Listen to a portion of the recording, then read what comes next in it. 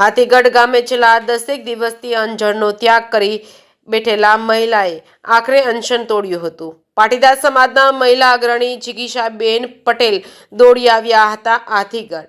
જિગીશાબેન પટેલે પીડિત મહિલાને પાણી અને બિસ્કિટ ખવડાવી અનશન તોડાવ્યા હતા. ભાજપ નેતાના પુત્રવધુએ છેલ્લા 10 દિવસથી અંજળનો ત્યાગ કર્યો હતો. ન્યાય નહીં મળે ત્યાં સુધી સસરાના ઘર બહાર રહેવાની પીડિત મહિલાની જીદ. સમાજ અને રાજકીય આગેવાનો સાથે વાતચીત કરી હકારાત્મક નિર્ણય આવે તેવા પ્રયાસો કરવા જિગીશાબેને ખાતરી આપી છે. 2019થી ભરણ પોષણના રૂપિયા નહીં મળ્યાનું પીડિત મહિલાએ જણાવ્યું હતું. ગઈકાલે રાત્રે અમને 11 વાગે ફોન આવ્યો હતો દયાબેનનો, એટલે અમે આજે બીજા દિવસે એમની મુલાકાત માટે આવ્યા છીએ. અહીંયા આવ્યા પછી અમને ખબર પડી કે એક ઘરની મેટર છે, ઘરનો મુદ્દો છે અને ઘણા સમયથી બેન એમના પિયર છે, પરંતુ એક નાની દીકરી છે એટલા માટે થઈ અને જે કોર્ટે જે નિર્ણય કર્યો છે એ પ્રમાણેની કંઈક વાત છે. પરંતુ રોડ રસ્તા ઉપર બેસીને આ વસ્તુ યોગ્ય નથી એવું અમે બેનને પણ સમજાવ્યું છે અને 10 દિવસથી એ અંજળનો ત્યાગ કર્યો તો એના માટે અમે પારણા પણ એમને કરાવડાવ્યા છે.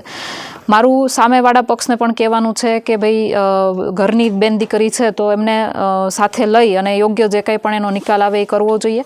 અને સામાજિક આગેવાનોને પણ કહું છું કે જેટલું બને એટલું જલ્દી આ મામલાને યોગ્ય રીતે થાળે પડે એવી રીતનું એક પ્રયત્ન પણ કરવો જોઈએ અને સુખદ અંત આનો લઈ આવવો જોઈએ. જિગીશાબેન સાથે મારે રાત્રે વાત થઈ હતી 11 વાગે.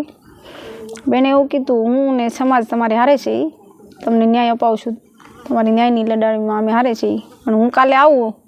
અને સવારમાં પણ કોલ આવ્યો કે બેન હું આવું છું, મારા હાથે પારણા કરવા પડશે, અમે તમારે હારે પછી તમે ત્યાં બેસજો.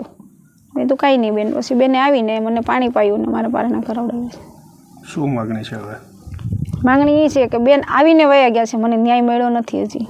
જ્યાં લગી મને ન્યાય ન મળે, મારા સસરા સામે આવીને મને પૂરેપૂરો ન્યાય જ્યાં લગી નહીં આપે ત્યાં સુધી હું અહીંયા બેઠી છું ને અહીંયા બેઠી રહીશ.